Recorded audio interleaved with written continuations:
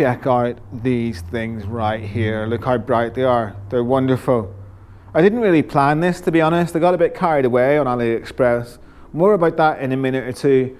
But for now, just check out how wonderfully bright these little things are. We're going to cover in this video what these are, where they came from, how to install them, all that kind of stuff. We'll just have a quick look here at the switch as well. 2 buttons on there in case I want to connect something else in the future. Don't really like the look of this switch that much, but it is functional, it does work, it's waterproof. And what I do like about it is how this lights up whenever these lights are on, so it's really easy to tell that the lights are lit up when you're riding the bike. So yeah, not perfect, but you know, they're okay. And they do the job really well. And these little lights in the front, I love the way they look. I love how bright they are. We'll just switch them off actually so you can see. Just sat in there underneath the headlight. Nice and small, similar size to the indicators, which I thought was pretty cool. Had to buy these brackets, which are a bit more heavy duty. At some point I might get different lights because these are little cheap ones. These little brackets here, you know, are fairly bendy and fairly cheap. But still they work really well. And if we just switch those back on again, you can see how bright they are, especially if you're looking straight down them. Super bright. You know, really going to be really obvious to cars whenever I'm coming towards junctions or if I'm behind the car or anything like that, and that's what they're about. I'll have to adjust them a little bit because obviously we don't want to be blinding drivers that are coming the other way or something like that. But yeah, really happy with these. So let's go into the video. I'll show you exactly what's going on with them, exactly how they were fitted, all that stuff. And yeah, there we go. Just a quick look at them so you can see what this one's about.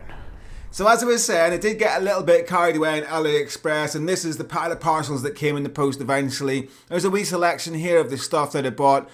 Do you know what? I was actually quite impressed with the kind of standard of quality of most of these things. The little stand foot, for example, is really good, a really solid metal. I bought some of these levers as well because I thought that would be quite an interesting follow-on from the lever video I did previously. Check out art if you haven't already. They're a very similar design, although they do feel a little bit less quality in terms of whatever weird alloy they're made of. You can also see here they've got this DK12 designation mark, which means that these levers are the ones for the KTM 390 and they don't fit the scrambler properly, despite the fact that it's got this nicely printed scrambler for 100X thing on here as well. If you give these a little bit of a wiggle, you can see they're fairly loose, they're made to fairly big tolerances, and compare that to the lever that I took off my bike, much less movement here. There's, as I said before, there's also, you can feel the difference in quality of the material that's actually used for these. So I wouldn't recommend these levers at all. Just get the good ones. Check out the video I did previously. The good ones from TC Performance, they're fantastic. So this is the listing for the little lights there, and you can see here 172, that's ex-VAT, free delivery because I bought a bunch of stuff all at the same time.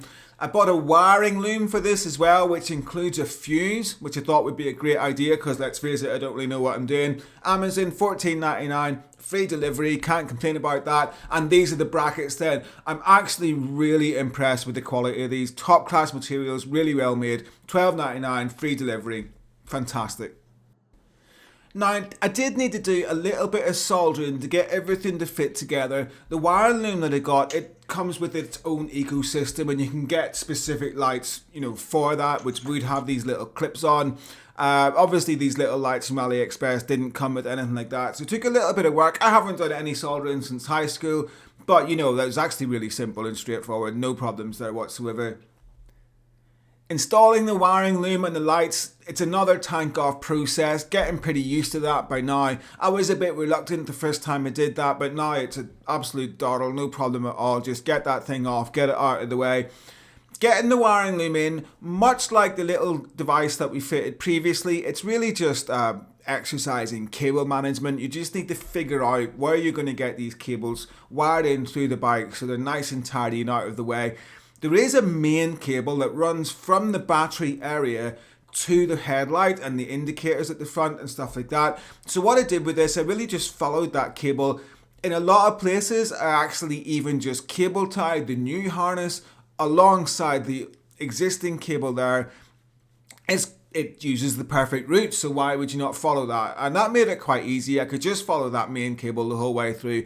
Didn't really have to figure too much out because of that. And then it's just a case of getting things wired up and tucked nicely and neatly out of the way. One of the things you really need to be aware of You don't want to have this cable near anything that's going to get hot, like the exhaust or the engine or anything like that, because obviously it's just going to melt. You're going to have all sorts of problems if you do that. So that's really what you're looking for when it comes to cable installation, is just get it out of the way, keep it nice, neat and tidy, and make sure it's not going to melt and it's not beside anything hot. Provided you do that, you're grand and it's going to be absolutely fine.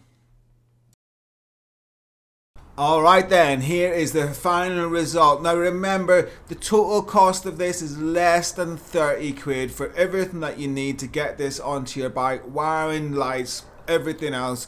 I've spoken with people down the bike park that have got, you know, fancy BMW GSs and stuff like that, and they're getting quoted 500, 600, 700 quid from the dealer to have something like this installed in their bike. Yes, obviously there's a difference in quality there, but you know, I mean, these are 30 quid, everything that you need.